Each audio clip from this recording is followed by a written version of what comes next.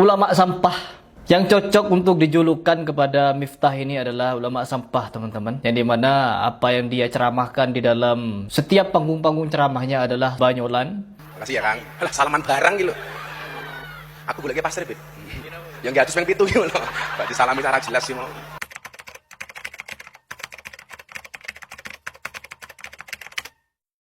Lawakan, bahkan tidak segan dia kadang menyebutkan kalimat-kalimat yang nyerempet-nyerempet ke area-area intim. Soalnya gajah niku lak kelon ra tau gelem didelok karo wong, soalnya gajah niku isin, awake gede manuke cilik.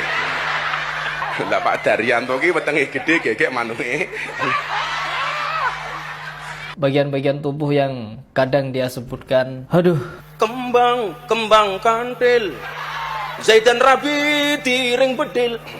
Ana cleret tiba njundil, aku kaget cekelan kene. Ngono kae. intinya dia bukan ulama ini. Kalian menganggap dia ulama atau tokoh, yaitu hak kalian memang. Cuman saya sebagai seorang muslim yang melihat secara sadar dan menimbang setiap ceramahnya dari kacamata Quran dan Sunnah. Apakah sudah sesuai dengan Quran Sunnah?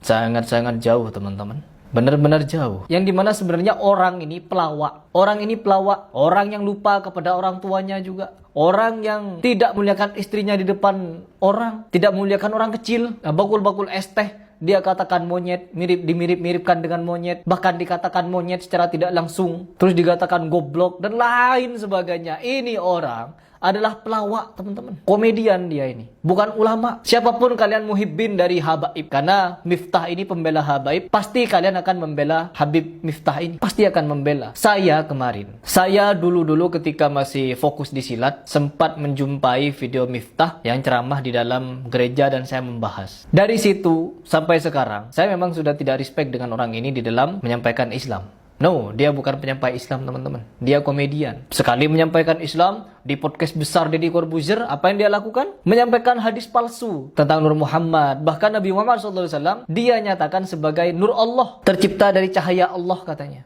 Wow, ya Allah, ngeri ya. Ulama Sontoloyo ini, Sontoloyo. Tidak terima kalian sebagai muhibbin Habib. Silakan, ya, silakan. Karena kesontoloyan itu memang sudah terbiasa ada di Indonesia. Dan pasti ada yang mengikutinya. Jangankan seperti Miftah, Weldo, yang jelas-jelas Sontoloyo, ada yang mengikuti, teman-teman. Ya, Weldo itu, Mr. TM, dan beberapa orang sesat Panji Gumilang. Ribuan orang yang ikut Panji Gumilang. Apa tidak Sontoloyo?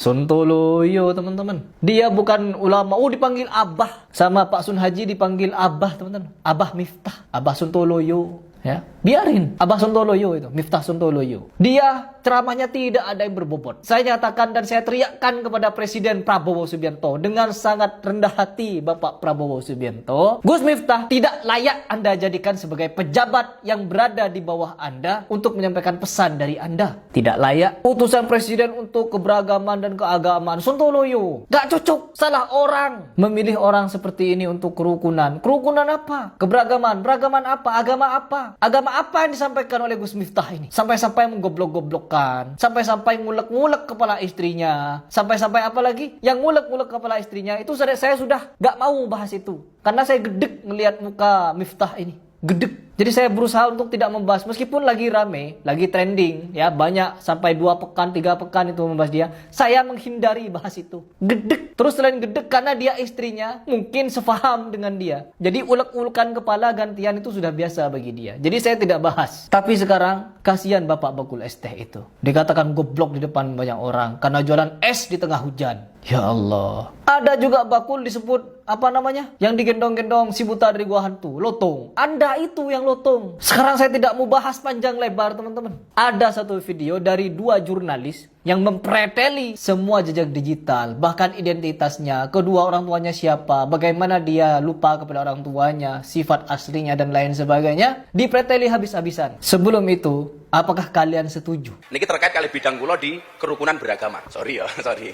Abahmu wis dadi pejabat. Dadi lungguh ya beda lah, lungguh ya beda. Kalau Miftah ini lanjut sebagai pejabat negara, sebagai utusan khusus presiden, atau dicopot? Silahkan kalian komentar di bawah. Tapi sambil nonton fakta-fakta yang sangat mengejutkan ini. Tonton, benar-benar tonton. Meskipun kalian tahu, tonton karena ada beberapa informasi yang membagongkan dari Miftah ini. kalau saya suka sekali-sekali begitu ya, ingin mengetahui ini kalau Yai ini ngomongnya apa, Ustadz ini apa, begitu kan. Walaupun cuman paling beberapa kali, tapi memang bisa disimpulkan kalau Miftah ini ketika berceramah itu lebih banyak itu isinya adalah banyolan gitu ya Mas Hersu.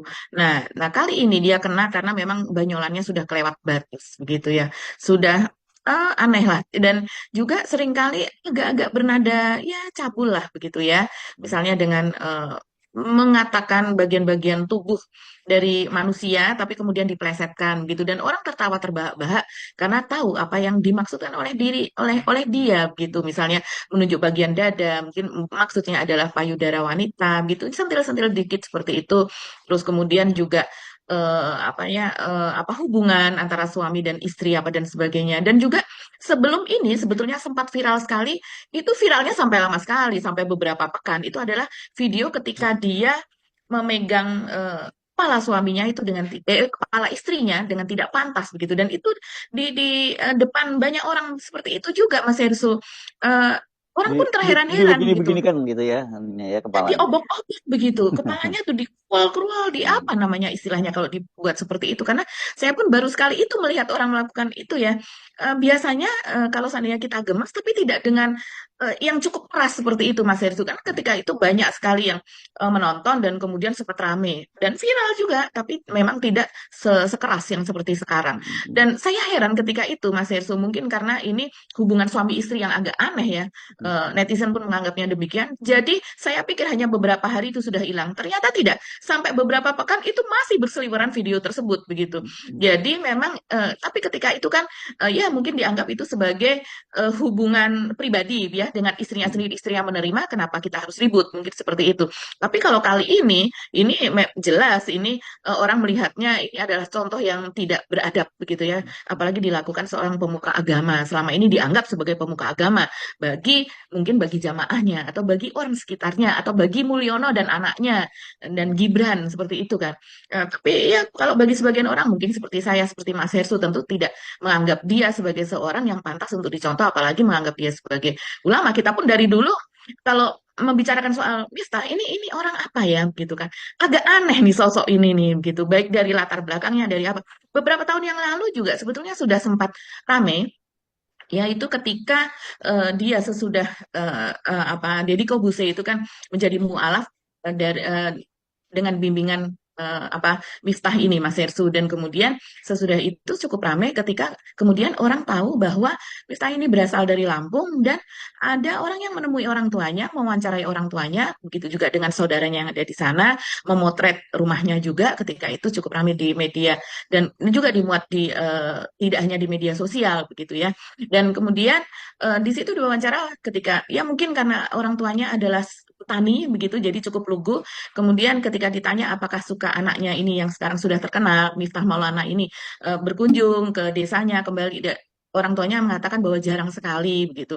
Bahkan agak lebih detail, wartawan juga menanyakan soal keuangan gitu ya, soal ekonomi, apakah suka dikirimi oleh anaknya apa dan sebagainya begitu. Dan kemudian ada kesimpulan bahwa dia kurang mengurusi orang tuanya, kurang lebih seperti itu. Padahal kita tahu ketika itu dia berceramah itu sudah sampai ke istana kan ketika itu sudah dekat dengan Jokowi juga dengan para artis dengan tokoh-tokoh seperti itu Mas Ersu. Jadi memang kontroversial dari sejak dulu dan ketika awal-awal dia muncul yaitu dengan dia berceramah di klub malam seperti itu kan di mana alasannya adalah ya karena tidak ada ulama atau tidak ada kiai yang mau masuk ke klub malam dan kemudian berceramah gitu sesudah mereka selesai bekerja para wanita malam itu selesai bekerja begitu ya sehingga akhirnya dia diterima menurut dia demikian karena para wanita di situ menganggap ya kalau yang lain tidak mau ini yang mau ya udah kita ikuti saja begitu.